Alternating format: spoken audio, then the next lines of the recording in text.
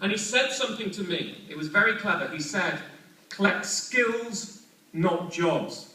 And I nodded sagely with absolutely no clue what he was talking about whatsoever. And said, thank you, I will remember that. But the interesting thing is, it did actually work for me 10 years later.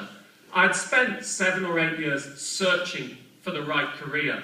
I know we have various ranges of career development in here. Some people who are working and are on secondments, others who are, straight out having done that undergraduate degree and into masters. And it isn't easy to find what fits for you. Do not think that what you start off must be the path you take in life. I changed career at 25 from working in public relations, having spent a bit of time in stand-up comedy, having spent time in conference organising. I went into journalism, I became a producer, a broadcaster, a writer. I did all those things, and then I set up my website. I'm still many of those things now. But I set up my website in 2003, and after a year I was very fortunate that it took off and started to get very successful. And it was at that time I realised I had been collecting skills, not jobs.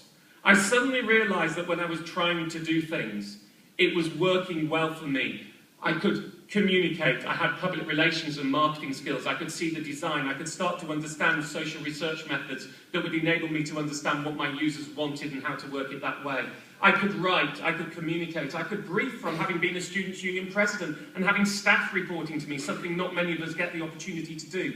So never think, wherever you go now, even if it is not fulfilling your dream at the start, never think it isn't useful. Everything you do, from picking up dog shit if you have to do it, teaches you a skill. Namely, you probably don't want to be picking up dog shit again. And that is the greatest rule in life. I look back to my own graduating class and the people who had been the most successful and try to work out what did they have that the others didn't. Well, there are 4 key characteristics, I would say. The first is talent. Then again, look around the room. You all have it, or you wouldn't be here. Now that's a worry, because that means there are a lot of talented people out there that you're competing with. So what else do we have? The next one, hard work, cannot be underestimated. In my own life, I spent 10 to 12 years working 90 hours a week. I'm not sure it's fully recommended. I'm still not sure it was the right thing to do. But let me tell you, if you work twice as long as everybody else, by the time you're 40, you're equivalent experience of somebody who's 50. Hard work is a must if you want to be really successful. The third category, and it's the one that many people miss, is focus. Don't go broad when you know what you want, go narrow. Become the best at what you can be. Life is too competitive to be the best at everything out there. So pick something, become incredibly good at it, and focus on what you want. And the final one, and the one that makes all the difference, I'm afraid, is luck. It's true. There are some very talented, hard-working people who focus who are not successful.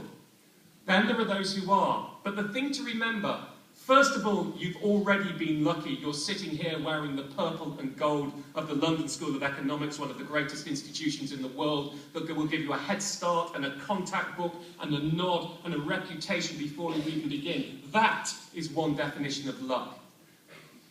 The second one is, well, if you do all the other things, you actually do have a chance of being special. Without any doubt, there are 10 or 15 or 20 people in this room who will look back in 20 or 30 years' time, and everybody else will be talking about you as being special people of your generation. You know what? Having that chance in itself is a privilege. Make sure you do the best for yourself, for your community, your society, your country, and if you can, because this is the LSE, the wider humanity. So, while I'm supposed to officially doff my hat to you, sir, I hope you'll forgive me by saying, I doff my hat to all of you, and here's good luck to you all being special. Congratulations, LSE graduates.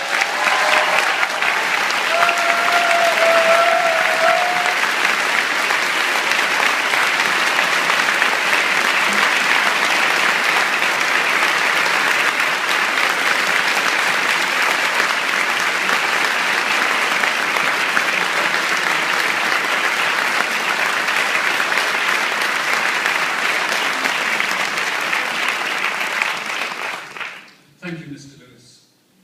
I now call on all the graduates to stand for the formal conferment of degrees by the Chair on behalf of the Court of Governors. First of all, beat that.